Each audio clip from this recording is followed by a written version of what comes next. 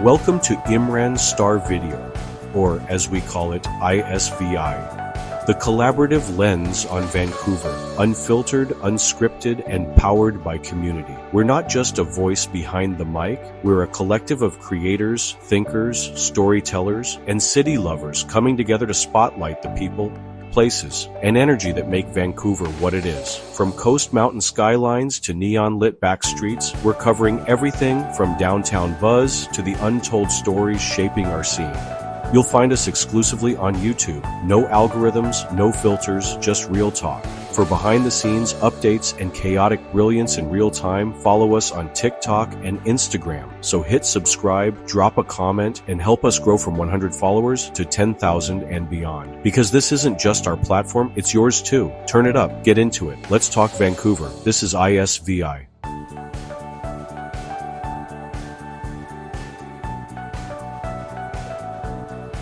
There have been some amazing and sometimes slow changes in Vancouver, and today we are going to talk about some of the changes the mayors of the city have implemented, beginning with Larry Campbell.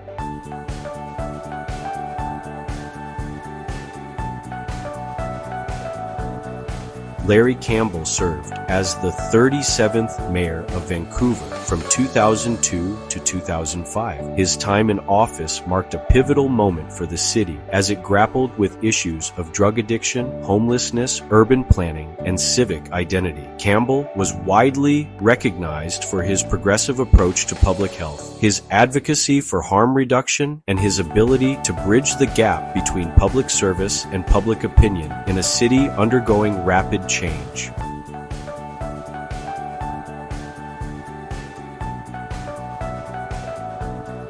Before entering politics, Campbell built a career that was as unconventional as it was influential. He worked for the Royal Canadian Mounted Police as a drug squad officer and later became the chief coroner for British Columbia. His experiences working on the front lines of crime, addiction, and death investigations deeply shaped his political values and priorities. In fact, Campbell's real-life career inspired the long-running and critically acclaimed CBC drama, Da Vinci's Inquest, where the central character Dominic Da Vinci was modeled after him. This unique background gave Campbell a gritty, authentic perspective on the social issues facing Vancouver and a sense of credibility that resonated with both experts and everyday citizens.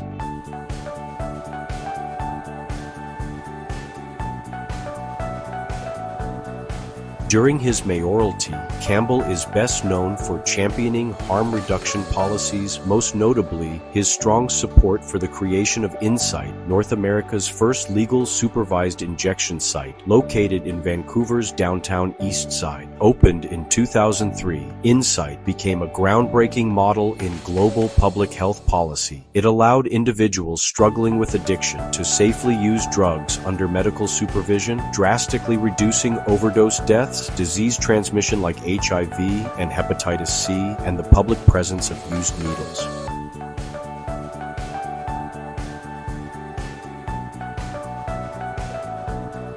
Campbell's support for InSight was not without controversy. Many opponents viewed supervised injection as an endorsement of drug use. However, Campbell approached the issue from a public health and safety perspective, arguing that people were going to use drugs regardless, and the city had a responsibility to keep them alive and offer pathways to recovery. His approach was backed by public health data and soon became a cornerstone of Vancouver's 4 Pillars drug strategy, which focused on prevention, treatment, enforcement, and harm reduction.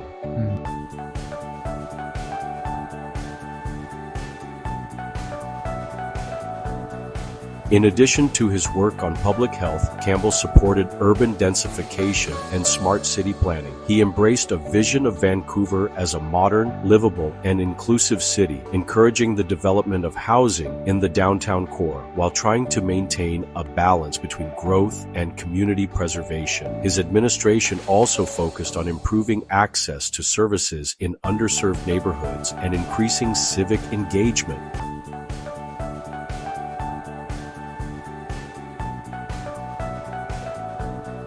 One of Campbell's defining characteristics was his unorthodox political style. He did not belong to a traditional political party, but instead ran under the COPE, or Coalition of Progressive Electors banner. Later, he helped form Vision Vancouver, a centrist progressive municipal party that would go on to dominate city politics for over a decade. However, tensions eventually emerged within COPE over the direction of certain policies, leading Campbell to serve as an independent by the end of his term.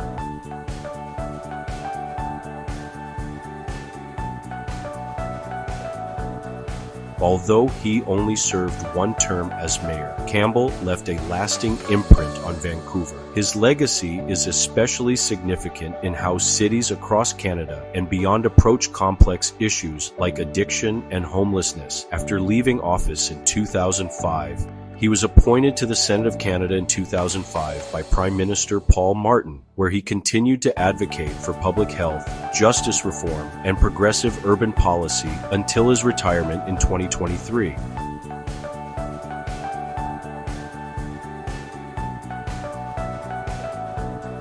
Some fun facts about him are that Larry Campbell is widely considered a trailblazer in harm reduction, earning respect in both medical and civic communities. His life and work inspired a fictional character on national television, making him one of the few politicians whose work translated directly into pop culture. As a senator, he continued to advocate for medical assistance in dying, drawing on his experience as a former coroner. He was known for being plain-spoken, bold, and unapologetically compassionate, with a deep commitment to serving society's most marginalized groups.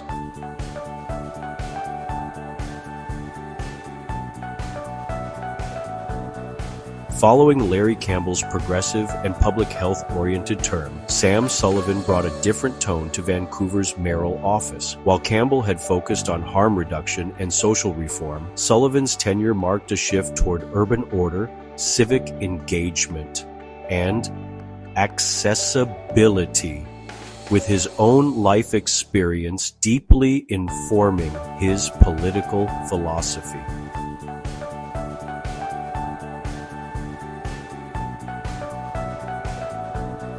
Sam Sullivan served as the 38th mayor of Vancouver from 2005 to 2008. His election was historic for several reasons. Most notably, he was the first person with a significant physical disability to be elected mayor of a major Canadian city. A quadriplegic since the age of 19 due to a skiing accident, Sullivan's personal journey of resilience and independence made him a compelling and inspirational figure in Vancouver's political landscape.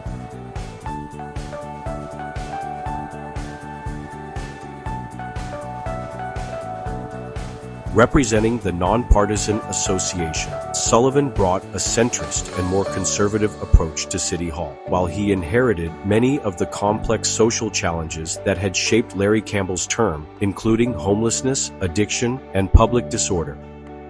Sullivan focused on restoring civic balance, promoting urban order, and ensuring that public spaces remained safe and welcoming for all residents. One of Sullivan's key policy initiatives was the Project Civil City strategy, which aimed to reduce homelessness, aggressive panhandling, drug-related disorder, and public nuisance activity by 50% before the 2010 Winter Olympics. The initiative was designed to enhance Vancouver's reputation as a world-class, livable city ahead of the Games. However, the project faced significant criticism, particularly from social justice advocates, who argued that it criminalized poverty and failed to address the structural causes of homelessness and addiction. Despite the criticism, Project Civil City demonstrated Sullivan's determination to assert municipal authority and address growing public concern over disorder in the downtown core.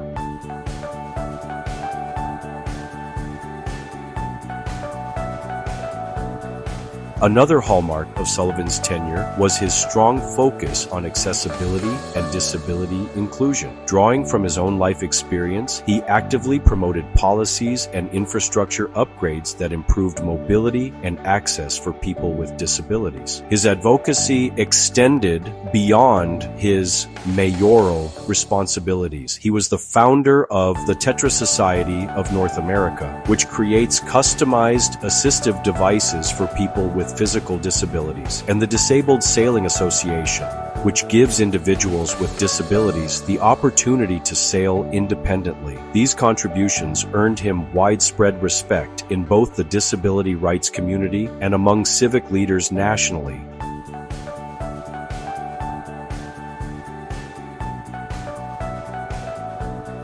Sullivan also supported urban sustainability and infrastructure growth, particularly in the context of Vancouver's expanding population and housing challenges. While not as openly green as his successor Gregor Robertson, he did support initiatives that promoted transit-oriented development and improved land use planning. He saw the densification of Vancouver's urban core as necessary to accommodate growth while preserving the city's environmental goals. Sullivan's leadership style was described as pragmatic, data-driven, and quietly determined. He was often more focused on technocratic solutions and less inclined toward ideological grandstanding, which set him apart from both his predecessor and successor.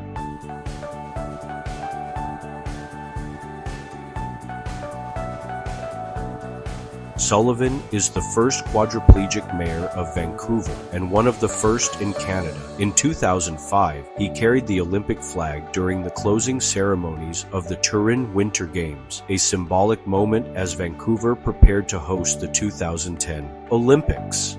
He holds honorary doctorates from multiple Canadian universities and has been recognized with national awards for his advocacy and leadership.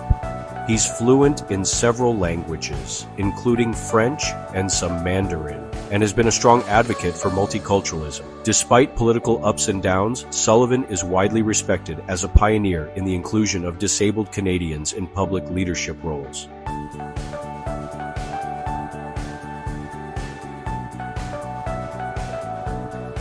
While Sam Sullivan's term brought a focus on civic order and accessibility, it was Gregor Robertson who ushered in a new era of sustainability, urban progressivism, and international attention. With the 2010 Winter Olympics on the horizon, Robertson stepped into the mayor's office determined to reshape Vancouver's future, not just for the Games, but for generations to come.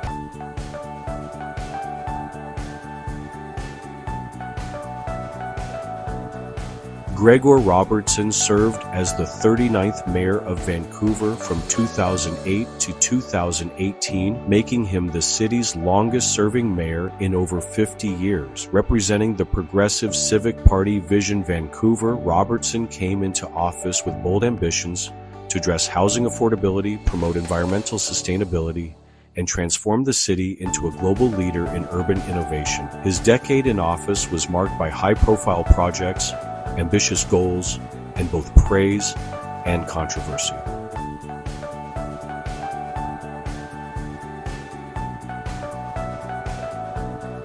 One of Robertson's signature legacies is the Greenest City Action Plan, a sweeping urban sustainability strategy launched in 2011 with the goal of making Vancouver the greenest city in the world by 2020. The plan included dozens of environmental objectives such as increasing green transportation, reducing carbon emissions, expanding local food production, and growing the city's urban forest. Under his leadership, Vancouver became internationally recognized for its climate initiatives and was consistently ranked among the world's most livable cities.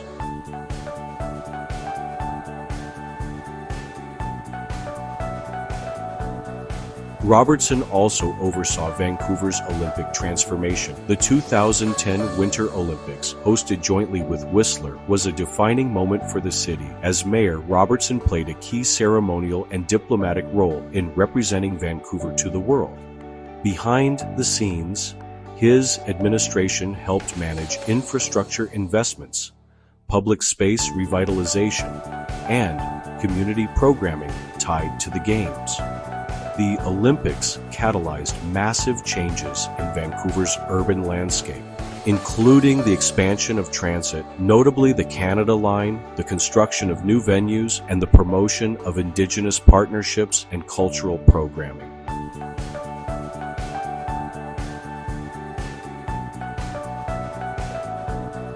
Another major focus of Robertson's time in office was housing affordability, arguably the most controversial and enduring issue of his tenure. He entered office with strong promises to address homelessness and increase affordable housing options. His government implemented various measures such as increasing rental stock, fast-tracking social housing approvals, and investing in shelters and supportive housing. While some progress was made, particularly in reducing street homelessness in the early years, the skyrocketing real estate market, foreign investment, and growing demand quickly outpaced the city's capacity to provide affordable options. By the end of his term, Vancouver's housing crisis had deepened, drawing criticism from residents and housing advocates alike.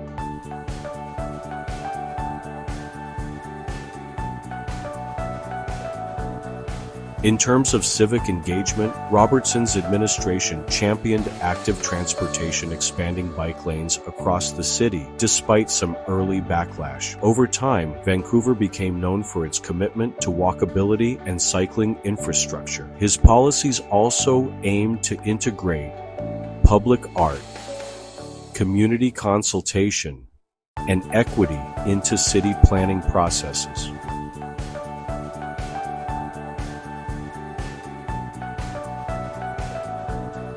Robertson was known for his calm demeanor, progressive values, and openness to international cooperation. He often represented Vancouver in global climate summits and urban development conferences, helping brand the city as a modern, eco-forward metropolis. However, not all aspects of his tenure were smooth. Critics often cited a lack of meaningful action on deeply entrenched issues, such as income inequality, housing speculation, and Indigenous reconciliation. Some also accused his administration of being overly developer-friendly despite progressive rhetoric.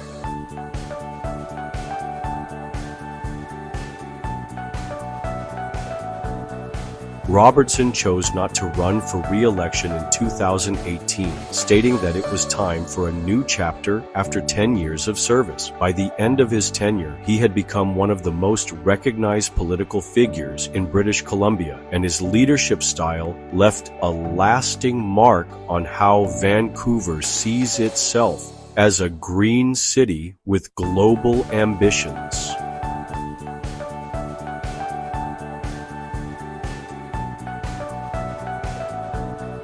Some fun facts about him are that Robertson rode his bike to City Hall regularly, embodying his commitment to green transportation. He was the first mayor to apologize to the Chinese Canadian community for the city's historical discrimination and exclusionary policies.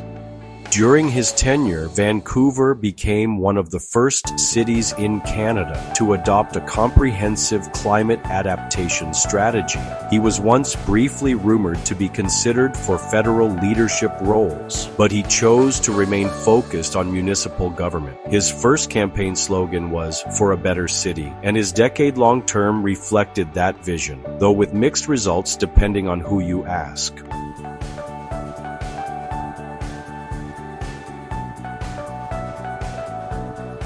As Gregor Robertson stepped down in 2018 after a decade of ambitious environmental and urban planning policies, the city turned to a different kind of leader, one with deep roots in academia and federal politics. Kennedy Stewart stepped into the role as an independent-minded mayor, bringing with him a focus on housing affordability, drug policy reform, and a data-driven approach to some of the city's most urgent challenges.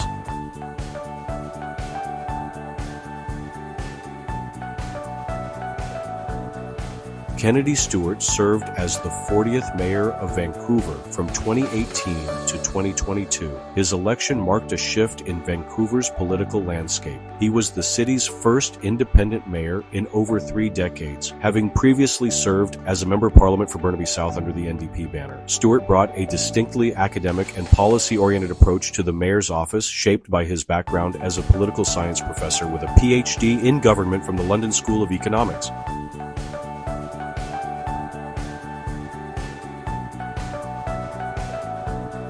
Stewart was elected at a time when Vancouver faced escalating housing unaffordability, a worsening opioid crisis, and increasing public concern over inequality and urban livability. His campaign focused heavily on housing justice and social inclusion, aiming to strike a balance between urban growth and protecting vulnerable communities. One of Stewart's central goals was to tackle the city's housing crisis, which had reached critical levels during the final years of the Robertson administration.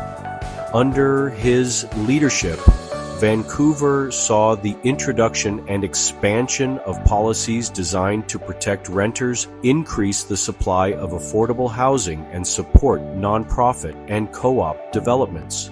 His administration implemented rental-only zoning in specific areas of the city, a first in Canada, to preserve and grow rental housing stock in a market dominated by luxury condos.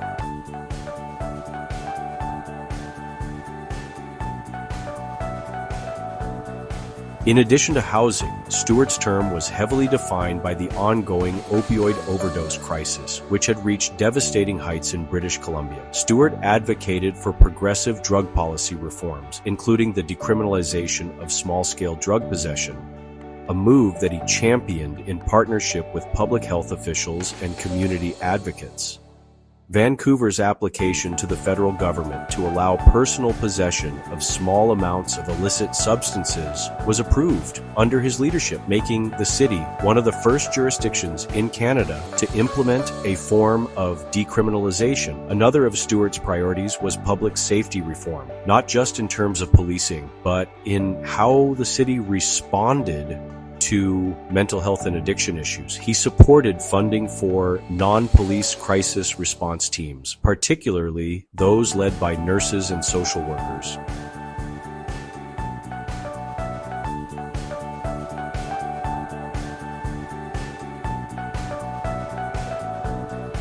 While Stewart's policies resonated with many progressive voters, he faced ongoing criticism from both the political left and right. Some argued his administration was too slow or overly academic in its approach, while others felt it lacked the boldness needed to address systemic housing and inequality challenges. The COVID-19 pandemic, which began in early 2020, also severely limited the scope of his mayoralty, forcing City Hall to pivot toward emergency response, business relief, and public health coordination. Stewart often clashed with the Vancouver Police Department and with City Council, which was politically fractured during his term. These tensions made it difficult to implement sweeping reforms, despite his public mandate.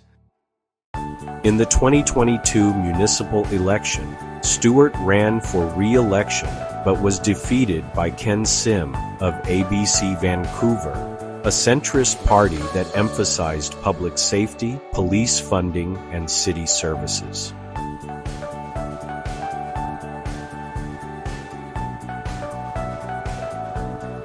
Some fun facts are that Stewart was the first Vancouver mayor with a doctoral degree in political science, and he often cited evidence-based research in council debates and media interviews. He and his wife, Jeanette Ash, are both academics and published political scholars. During the pandemic, Stewart worked closely with provincial officials to manage city health responses and supported safe consumption services and shelter expansions. He was a strong advocate for electoral reform, having supported proportional representation during provincial referenda and in his academic work. While not a flashy public figure, Stewart was known for his calm demeanor, cerebral approach, and deep belief in using government to address systemic inequality. As Kennedy Stewart's independent and policy-heavy approach left Vancouver residents divided on the direction of the city, voters in 2022 opted for a mayor who promised efficiency, public safety, and a return to basics. Enter Ken Sim, a businessman turned politician whose historic election reshaped the city's leadership in more ways than one. Ken Sim was elected as the 41st mayor of Vancouver in October 2022, making history as the first Chinese-Canadian mayor of the city. His election was seen as a milestone for representation in one of Canada's most diverse urban centers. Sim ran under the banner of ABC Vancouver, a better city, a new civic party that offered a pragmatic, service-oriented platform emphasizing safety, cleanliness, and efficient city governance. As Ken Sim continues to navigate his mayoral term, he has introduced several innovative policies aimed at addressing long-standing urban challenges. One notable initiative is the Smart City Project, which leverages technology to enhance public services. From implementing intelligent traffic management systems to deploying smart sensors for real-time monitoring of air quality, Sim envisions a data-driven approach to making Vancouver more efficient and sustainable. Sim's administration has also launched the Vancouver Green Fund, an ambitious financial initiative designed to attract private investment in renewable energy projects and green infrastructure. This fund aims to position Vancouver as a global leader in environmental innovation while creating green jobs and promoting economic resilience. Looking ahead, Sim has set his sights on fostering greater economic diversification. He plans to support emerging industries such as biotechnology, digital media, and clean tech through targeted incentives and partnerships with educational institutions. His goal is to ensure Vancouver remains a competitive, forward-looking city in the global marketplace. Despite the criticisms and challenges, Ken Sim's vision for Vancouver is one of bold transformation and resilience. As he continues to advocate for pragmatic solutions and measurable outcomes, only time will tell how his leadership will shape the city's future. Vancouver stands at a crossroads, and with leaders like Sim at the helm, the journey ahead promises to be one of innovation, inclusivity, and renewed hope. Stay tuned as we continue to explore the evolving stories of Vancouver's leadership and the dynamic city they strive to shape. And just like that, the city's pulse slows. But the story doesn't stop. You've been watching ISV Imran Star Video, where voices come together and the city speaks back. We're a crew, not a single face. A movement, not a moment, and every episode that's built with you, for you, by all of us. From the seawall to the skyline, from underground voices to rooftop vibes. We're telling the stories that don't make the news, but make the neighborhood. If this episode hit, pass it on. Subscribe on YouTube. Follow us on TikTok and Instagram. Drop a comment and tell us what your Vancouver sounds like. We're building this together, clip by clip, story by story. From 100 to 10K to wherever this takes us. When we get there, we all show up. So until the next drop, stay loud, stay collective, and stay in it. This is ISVI signing off.